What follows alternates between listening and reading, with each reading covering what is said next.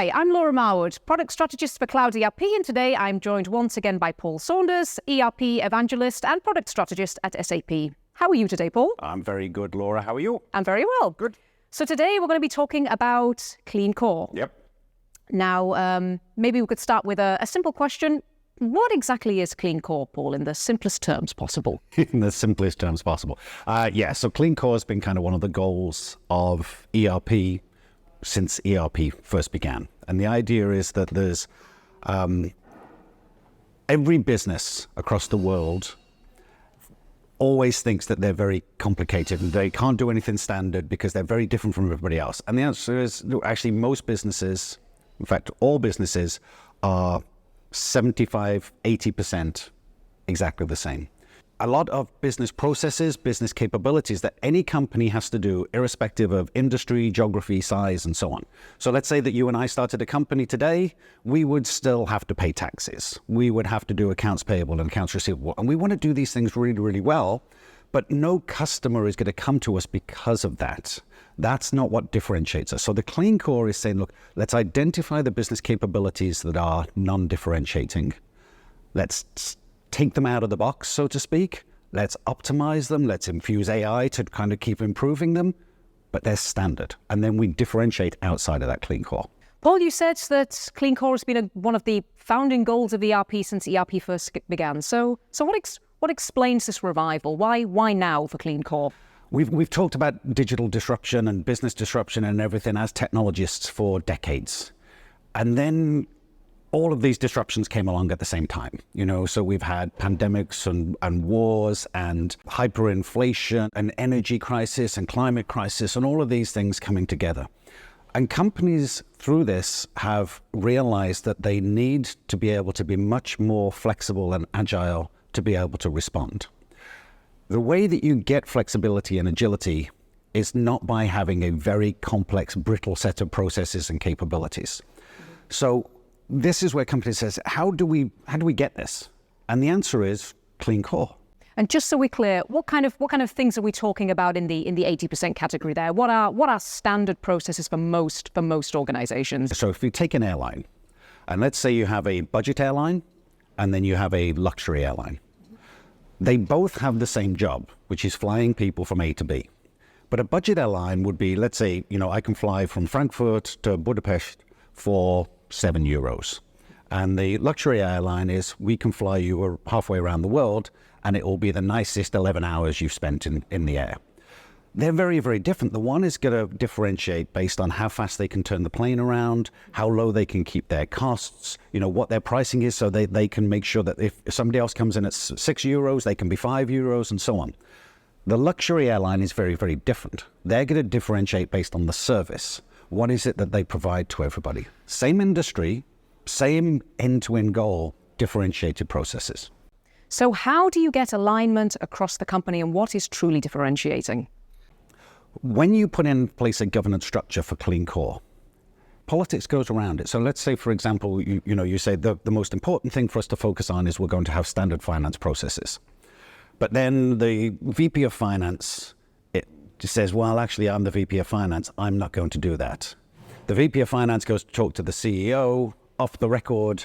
The CEO says, just let him or her do what they want. The whole governance structure then is rendered moot. And it's pointless.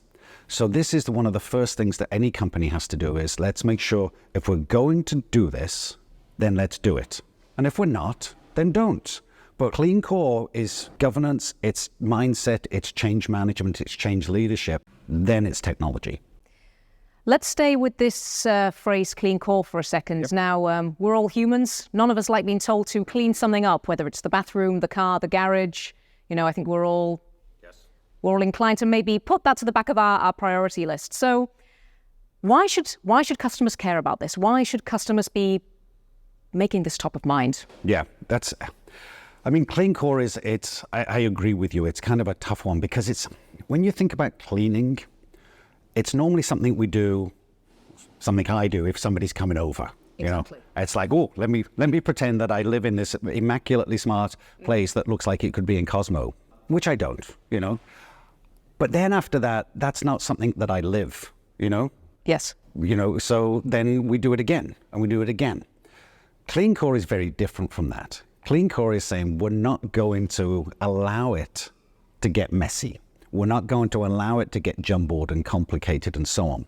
We're going to have this clean Maria Kondo kind of mindset of, if we don't need to do it, then let's not do it. Let's make it as simple as possible. Let's make it as efficient as possible. It really is around getting the company not focused on let's clean up the stuff, but once we've done this and we've standardized on it, then we can do the stuff that's really, really engaging for us. This is the stuff that's really interesting. This is the stuff that drives the company vision and mission. It can't just be, the neighbors are coming over. Let's pretend, push everything under the carpet. So what is the number one pitfall that customers should be aware of? I would say the number one is not starting with kind of why, of course, why are we doing this? And why, does a company why does a customer come to you? What differentiates you? So you want to start with the differentiation and not the standardization. A lot of companies, they start off and they say, let me look at company A. If company A does this and company B does this and company C does this, if I do the same as them, therefore this. And to give you a silly analogy, when I was younger, I wanted to be a rock star. I'd been playing guitar since I was a kid. And so I thought, well, let me look at my guitar heroes. So I looked out and I said, okay, well, here's Peter Green. He plays a Gibson Les Paul.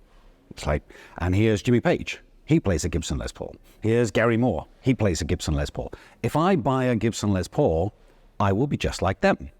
Well, it's obviously a stupid thing. It doesn't make any sense. But this is what companies do all the time with ERP and with Clean Core. They say, if I buy the same software and I do the same things, therefore I will get this. That's not the way to start. What you want to be able to, the governance part is a bit like the music part. We've got to agree on what key are we playing in. We've got to have a bit of talent. That's important. You're not going to be in business at all if you don't have the talent. But we've got to, what key are we playing in? What time signature are we playing in? Are we all agreeing we're going to start at this point, we're going to finish at this point? We're playing in the same style. That's kind of the governance piece around this. But the talent, the creativity and everything is on the 20%, the differentiation side. Once you've got this and said, so focus on the differentiation. What truly differentiates us? And it's got to be, those are tough conversations. Because it can't be what do we do differently. It's what does a customer find differentiating about us that adds value. Everything else is Clean Core. And with the Clean Core, it's not like, well, I'll just push that to one side. That's not important. It's massively important. That's where optimization comes in. This is where taking best practices from SAP, where we've developed them across thousands and thousands of customers over, decades, to say this is the best way of doing this. This is where AI has a huge part to play. This is where RPA has a huge part to play. We want to be able to do this and we want to be able to do it well. But don't start with, let me look at everybody else and see what they do. Start with, why me? Why should a company come to me? What differentiates me? And everything that doesn't differentiate, Clean Core. And tell us how BTP fits into this conversation.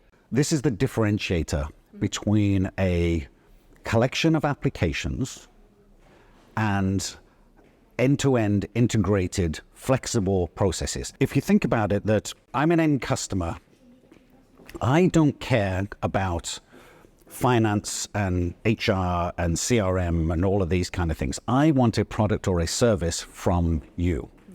In order to be able to deliver that product and service, the company needs to bring together finance and HR and purchasing and all of these kind of things.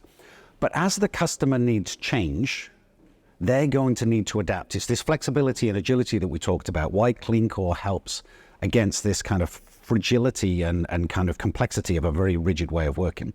As the customer demands change, the individual customer, this kind of idea of a lot size of one sort of thing, then BTP is the conductor, the orchestrator, the integrator of all of these pieces. And so it can take the business capabilities from various parts of different systems in order to provide an outcome for the customer at the end. Sound advice as always, Paul. Thank you very much for joining us today. Thank you, Laura.